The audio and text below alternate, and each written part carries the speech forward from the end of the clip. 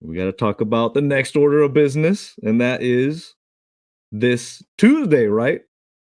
See, no time to feel sorry for ourselves. We got Wyoming in the house this Tuesday, and it's a 6 p.m. tip, I believe. Yep. Man, early. I'm gonna have to leave work a little earlier than normal. So as we look, guys, in the Mountain West Conference, the standings, it's still neck and neck, but got to take care of business at home, guys. Got to do it. And Wyoming is sneaky. You see our win percentage, likelihood of winning is astronomical, right? It's overwhelming. Everybody's picking us to win. Now, Wyoming just beat Nevada at home. I did not see that coming. To be honest with you guys, though, watching Nevada live in person, there were a lot of different things I think that went our way to help us get that win. I think we balled out, though. We showed our toughness again and muscled our way. But I wasn't really impressed with Nevada. Gonna be honest with you. I mean, there were certain things that were impressive. I think Blackshear is impressive. But there were certain things just overall from a toughness standpoint, I don't see it. I don't see them making much noise if they make it to the tournament. I just don't see it. Fiend, anything as far as Wyoming taking down Nevada? That was a head turner. But should we take that with a grain of salt? I mean, obviously they're playing at home, so it's always difficult to play in Laramie. And Wyoming is one of those kind of trap games, Nevada just came off a tough loss to us, and maybe they just felt like they were going to walk in and get a win against Wyoming. But Wyoming's got a couple of really good guards, couple of transfers. If you heard the preseason podcast that we did with Aztec Breakdown, I talked a lot about and I had a lot of praise for their guards. They have Sam Griffin. I believe he transferred, I want to say, from Tulsa. I'm not exactly sure, but yeah. And then Akel Cott. That guy is shooting lights out. He's got a crossover, step back, kind of like Iverson, and he's a really talented player. So they got some guys that can hurt you. And then there's guys like Brendan Wetzel, who traditionally has been, really good 3-point shooter. He's not shooting the ball great this year. But they've got a couple guys that can hurt you. I just don't think they really have the depth that we have. And we, since we're playing at home, this is a game we need to win. You cannot lose to Wyoming. I don't know what their KenPom ranking is. I don't think it's very good. And this would probably be like a quad 3 loss. So you have to take care of business at home and beat these guys. Okay, Mr. Tortolot. Any thought on what their KenPom ranking might be? What are your thoughts on Wyoming, dude? I don't know. No idea. I have no idea. I know we have. I'm pretty sure we have 12 games left. 6 at home and 6 on the road. I think we need to win 6 at the home and go 3-3 on the road to have a shot at winning the title. But Wyoming's tough at Wyoming, man. I know Nevada left right from San Diego to go to Wyoming. So they weren't home for like 5 or 6 days. You know what I mean? So when I came down, I brought the kid from UNR who works at that department. Good kid. He enjoyed it. He was a little frustrated in the game, but he was telling me they went right to Nevada, to Wyoming to get acclimated to that elevation. So like Feed said, it's always a trap game. We always struggle up there. You know what I mean? Everybody goes up there. It's tough. 7,200 feet is no joke, man. Especially after you've been there for a couple of days, it takes a minute to get used to that. So I think we got to handle our business at home. You know what I mean? The schedule's the schedule. We can't worry about the schedule. We have a game at 6, and I think another Mountain West team plays at 8 after us. So we just got the early game. But if we had the 8 o'clock game, everybody would bitch about the 8 o'clock game because it's not on TV. You know what I mean? Because it goes to 8:15. So the schedule's the schedule, man. It gets adjusted based on the TV requirements and the contracts and stuff. There's nothing you can do about that. It's the gift and the curse of being us.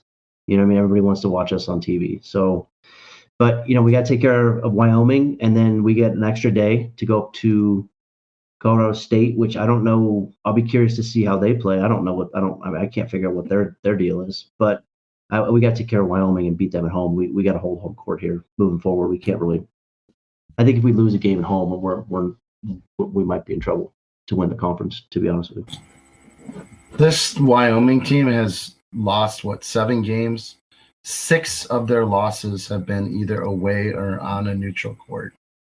So we better come. You better not drop this game against them. And I think we get a full week off to prepare for Colorado State. Yeah. So that is a game that we should have circled. We need to win that game at Fort Collins. Yeah. Yep. No game on the Saturday. We get a Saturday off. So yeah, a lot of time to rest, recover, hopefully get a lot more healthy. All right, Mr. Fieri, I got you on. What are your thoughts on Wyoming coming up from the show's perspective down there? Yeah, I got just real quick a quick quote from SDUT from the Nevada highlights game. Nevada an extra day between games over SDSU. So did San Jose State and UNLV before they faced the Aztecs. So will Boise State. When Wyoming comes to Viejas, they'll have had a full week to prepare for us. So as you guys were talking about scheduling, to Fiend's point, and I don't know too much about Wyoming and all these other teams, but to Fiend's point, yeah, hopefully we could beat them at home. We thankfully don't have to play them in Laramie. The Nevada did play them in Laramie. I'm not sure how much rest they had, but thankfully, I think last year we played them only in Laramie. I don't know exactly how they schedule, if it's because we only play 2 teams once and all the other ones we play twice, but we'll see. I think, and I agree with the comments here. We don't want to underestimate them, but that's up to Dutch and the players. It's not up to us in the show. But hopefully they don't and we pull it off. I'm optimistic personally, but yeah, Wyoming's coming off a good win. I don't know much about them, but we'll see what they do. Thank you. Thank you. Okay, let's see.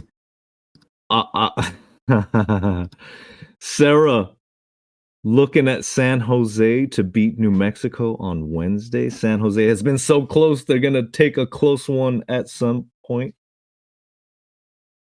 I don't know if some of the trolls in the chat would like that, but thank you, Sarah, for saying that. I hope that does happen. That'd be a little fun. I don't think so, though. We'll see. Oh, Lord. Guys, how we feeling? We get Wyoming and then get a little break. Get you guys a little break. You guys relax. Watch some more football next weekend. We have to get together sometime. Oh, we will be in Reno coming up very, very soon. Oh no, that's gonna get here really soon. There's a couple treats I want to share with you when you get up this way. I think it's a perfect time for, get Wyoming on Tuesday after a 2-day thing, 2-day break, and get Wyoming at home, and then you have a week off to go to Colorado State. So I think this is a perfect time to get a W Tuesday night, and then Tuesday night, and then have some time off and kind of regroup and maybe get a little healthy and get back to some Aztec basketball here, man. It's not a sandwich. Special trees, not a sandwich. We had some bomb sandwiches in your presence, man. With a sandwich aficionado goes. Okay, Sarah is calling us out. Sarah's calling us out. She's saying, with no men's game Saturday, time for y'all to put your monies where your mouths are and attend the women's game. Okay. All right. Oh, hold me to the fire. Yeah, I'm looking forward to that. I'll definitely show up. Absolutely. Art Vandalay of Vandalay Industries wants to be our latex salesman. Hey, Art, why don't you just come say hi? Who did you see? He said, I saw you fellas at the Nevada game, but I always get too starstruck to say, hey, bro, we're not stars. We're just dudes. We just have a platform that we just hang out and don't be afraid to come up and say hi, man. You know what I mean? So this is what we do it for, is you guys, and we like to do it for each other too. So if you want to be my latex salesman, you got to come say hi next time. Art Vandalay. Seinfeld fans great. know that. Oh yeah, great name. Yeah, man. I have a lot of fun when we're out there at the games and I hear people, sons of money. It's like, what's up? Anytime. I mean, this is all our Aztec community here. We're just regular diehard fans, just like all you guys on here. That's what makes this community so dang special. Loved going to Werewolf this past Saturday, an Aztec owned restaurant bar downtown. They're big supporters. They loved us showing up down there. DJ put on the fight song. Like, we didn't tell them to do that, but they just, they felt the love, they felt the energy. So yeah, anywhere, we ran into a couple people down there that we had met at the Mountain West Conference tournament on the plane and all that good stuff. Shout out to Luis. So yeah, we love to interact with everybody. Love to interact with everybody. Say what's up.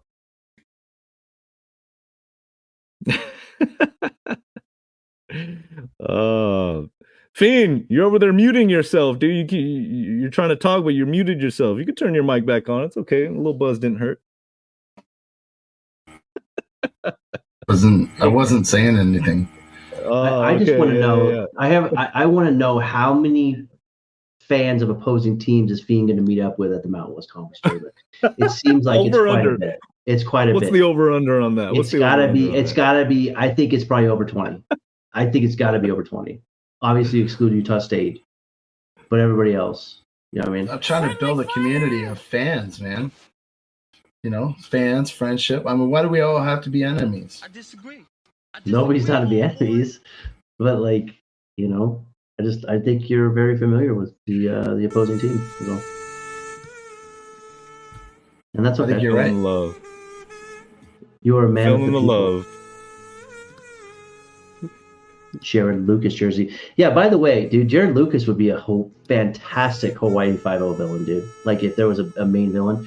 But, on that game, too, dude, like, they shot bad from free throw line. We out-rebounded them offensively 20-7. And then Reese Waters shut down Lucas. Waters was on Lucas for the most of the game, and he shut him down. I mean, obviously, familiarity from being in LA and the Pac-12 and stuff like that. But, as Lucas, like I said, Lucas is a scorer, but last year's their best player. So, and then the Boise game is the Boise game. I mean, we struggle up there. And even Leon Rice said that he wanted to mold his team like San Diego State, and he's kind of done that. Honestly, they're very, very similar teams. They just have the better record against us lately, especially up there. So hopefully just figure out Wyoming and then get back to playing our ball and got to get in the paint, man. Got to get in the paint, dude. Mike, are you going to wear your Stephen Ashworth jersey at the Mountain West Conference Championships? No, but I did chat with him a little bit last week. He's such a great guy. He's such a fantastic young man. You know what I mean? He's special. I can't stand either of you right now. It's too late. It's past your guys' bedtime. I think everybody needs to call it a night. Oh Lord. Thank you guys all in the chat. There's a lot of issues we could talk about continuing tonight. There's a lot of different things. Talking about Jay Powell. I see you, Lonzo Ball, Jay Powell. People want to see certain things happen. But, we got the t-shirt on sale right now. In Dutch, we trust. Fiend, what are you talking about? You're on mute again. Just leave it off, man. It's okay. We all know when you're going to talk. No, leave it on mute. Just leave it on.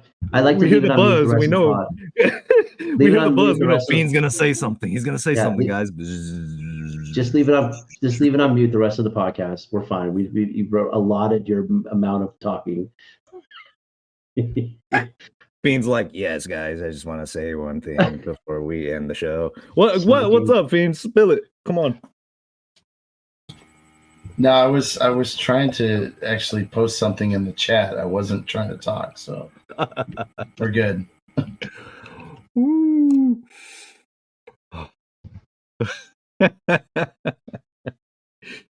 Oh Lord. There's no bullying going on here, guys. We are the tres hermanos here, the sons of Montezuma, brethren. Lawrence says, tell us our KenPom rating. Tell us, Fiendalytics, what is our KenPom rating right now? Okay. I think we're like 22 or 23. 22. I mean, I don't know, dude. I'll tell you what. This is the most competitive Mountain West conference I think we've had in a few years. Don't you think? Or are we going off the rails here? I feel like we're about to roll off. No, I agree with you, Mike. And you know what's really crazy is like there's going to be at least one team, maybe two teams, right? That could possibly be considered NCAA bubble teams, right? There are one or two teams that are going to have to play on Wednesday because only the top 5 seeds get buys to the Mountain West Conference tournament in the Mountain West Conference tournament. And so there's teams that are going to have to, if they want to win the tournament, they're going to have to win 4 games in 4 days, which is very tough to do. So it's crazy how some of these teams that are so good are going to have to play on Wednesday. It better not be us. I don't want to go there. We haven't done that since 2017. And I do not want to be there on a Wednesday. Definitely want that bye. Top 5 seed. It's another day in Vegas, dude. And speaking about both Mountain West being strong this year in the net rankings, I got a few more numbers for us. So top 30 of the net going through the Power 6, counting the Big East here. Big 12 has 6, Big 10 has 4, SEC has 4, Big East has 3, Pac-12 has 2, ACC has 2, West Coast Conference for what it's worth has 2, Mountain West has 4. The only other ones are AAC with FAU, Atlantic 10 has Dayton, and Missouri Valley has Indiana State. But we've got 4 in the top 30. We've got 6 out of 11 in the top 55. So the upper tier there is pretty high. He's like, I don't give a. You know what? No, you know what? Just win against. Let's just who win. cares? Yeah, who gives a shit? Just win against Wyoming. Beat Wyoming, and then just keep winning, dude. If you keep winning, that's gonna remedy itself. The numbers, are, like when you start screwing. Hey, we got 12 games left, man. Like that's a lot of ball. Yeah, that's like what, like 30, 32, 33% of the season left. So there's a lot of ball, and I know what you're saying. And I'm not trying to be rude. I'm just trying to be theatrical. For Justin, you barked up the wrong tree. Yeah, look at the numbers. But like you know what the number I like? A W. That's a letter. That's a letter. That's not really a number. That's a letter. Yeah. So, anyways, like, you keep winning, and everything will sort itself out. That's all you can worry about. Like if you worry about, but I get the numbers and stuff like that. Yeah. It's like. You guys remember that year a few years ago? Nevada was real good. We were kind of in a slump, and we needed to win like 6 games in a row to get the bye. And then we did it, and we beat like number 1 conference Nevada at home, and then we went. That was my first time in Vegas for a Mountain West tournament. That was so fun. Is that when we blew them out after they beat us at home? Yeah. I remember thinking it was a close game. Like it felt really close when we played Nevada in Vegas. And then I look at the score at halftime, we're up like 30, and it was the largest halftime lead in the conference tournament history. And I thought it was close. Everybody around me is like, I don't know what you're talking about. But I managed to piss off San Diego State fans that first half because of my whistling, because I just whistled constantly. I remember your whistling from the summer league games, but we can go on a tangent here for a while. Fiend and his whistling. Oh, Fiend and your whistling. It's a lot. You got to be prepared for it. You got to sit a couple sections away from him and then come back at halftime. Maybe after the game. But it is a force of nature. I will give him that. Did you guys like me icing the free throw shooters against Nevada? It was pretty effective there. We're gonna need it. We're gonna need it Tuesday against Wyoming. So bring your whistle. I'll bring my Aztec death whistle here. And let's get it. Let's get the win. Guys, we're already gone over an hour. I thank you for your longevity. Thank you for your longevity. And all you in the comments, thank you. Do you think we'll see Barrel Man? I hope we don't see Barrel Man. I hope not. I hope we don't. I'd like to see Fiend in a barrel. On for the game. Nobody wants to see that one. Yeah. I think it'll be fun. Fiend in a barrel. Fiend in a barrel. Maybe not. Who barrel, I like? The San Jose Duck guy with his like inflatable baguette. It's hilarious. I don't think he says a word. That's Dak. He was born. His name is Zach. Dak the duck guy from San Jose. Cool kid. He came by the Sons of Money tailgate a couple years ago. I don't think he's all that's quacked up to be. Mike, Mike. Sorry, do it, Dad. I gotta do it, man. I gotta do it. All right, everybody. Thank you for joining. We gotta cut this short. It's past our bedtimes. We got work in the morning. Hey, man, got work in the morning. Thank you guys for joining. Yes. Make sure you're checking out the NIL shop. We got a new team member we're gonna announce very soon from the team on the Sons of Monty team. So look out for that. And we're gonna be dipping into some other sports around campus as well coming up. So definitely excited about that. Not just football and basketball anymore, guys. Let's do this, Aztec Nation. Hope you're ready. Sons of Montezuma is coming. We coming. All right, everybody, have a great rest of your evening. Go Aztecs. Go Aztecs. Go Aztecs. Beat Wyoming. Yes, sir. Go Aztecs!